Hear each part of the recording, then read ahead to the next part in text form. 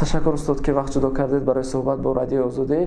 و نخست من از شما پرسیدن میخواستم که هر سال البته جمهوری اسلامی ایران یک مقدار بورسیه ها را برای تحصیل در دانشگاه خودش برای دانشجوی تاجیک فراهم میسازد و این سال جمهوری اسلامی ایران چقدر بورسیه ها را برای تحصیل جدا کرد برای جنوب تاجیکستان و این آزمون ها برای شامل شدن در دانشگاه ها کی شروع می شود؟ برای شهروندان جمهوری تاجیکستان از حساب حکومت جمهوری اسلامی ایران برای تحصیل 250 بورسیه تحصیلی در رشته‌های گوناگون، در رشته بکالور، در رشته ماگістراتура، در رشته دکتر PhD، در رشته کارآموزی جدا کرده شده است. و در نظر داریم که آزمون‌ها تا یعنی جشن عید نوروز برگزار گردد.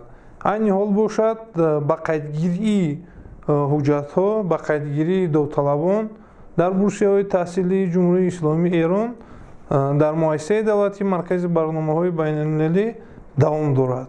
بورسیه هایی که جدا می شود از روی کدام اختصاص ها هستند و اون اختصاص هایی که مقرر شدن اون با درخواست جانب جمهوری تاجیکستان معین می شود یا اینکه جمهوری اسلامی ایران با ما این بورسیه ها را پیشنهاد میکنند؟ اختصاص های درخواست کرده شده است که واقعا با این اختصاص ها اقتصادیات ملی ما احتیاج دارد و نارسایی این گونه متخصصان اختصاصمندان در این سوحه ها دیده می شود.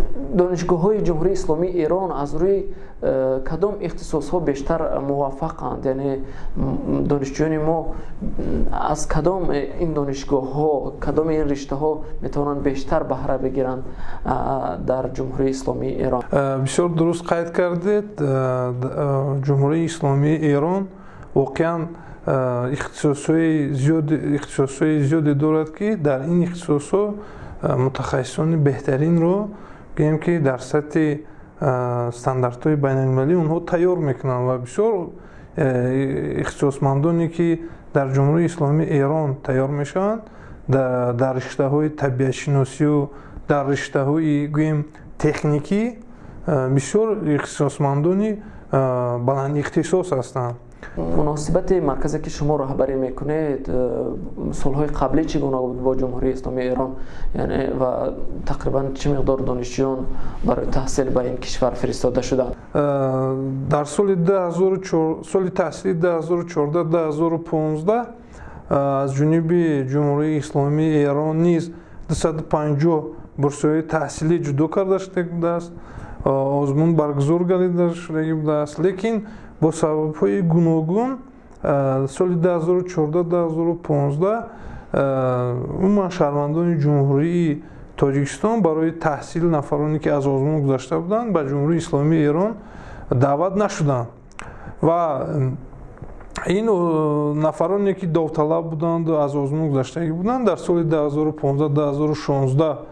2015-2016 دعوت شدند که از این شماره 41 نفری آنها با جمهوری اسلامی ایران برای تحصیل فرستانیده شدند. امروز که در صفحه فیسبوکی مرکز شما نامگوی اختصاص ها و بورسیه هایی که با جمهوری اسلامی ایران جدا شدند نشر شد و توجه من را یک نکته جلب کرد که در میان اختصاص های چون هیکل تراشی، مدلری و حتی گریمیوری هم نیز وجود دارد. البته برای مردم تاجیک تصور یک خاص دارند از جمهوری اسلامی ایران چون این کشور اسلامی است، آیا این رشته های هم در جمهوری اسلامی ایران یعنی آموخته می شوند؟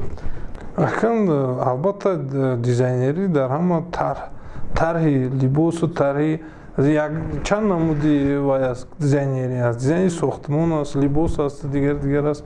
البته همه این اختصاصات در اونجا تحصیل وجود دارد. تشکر برای صحبت.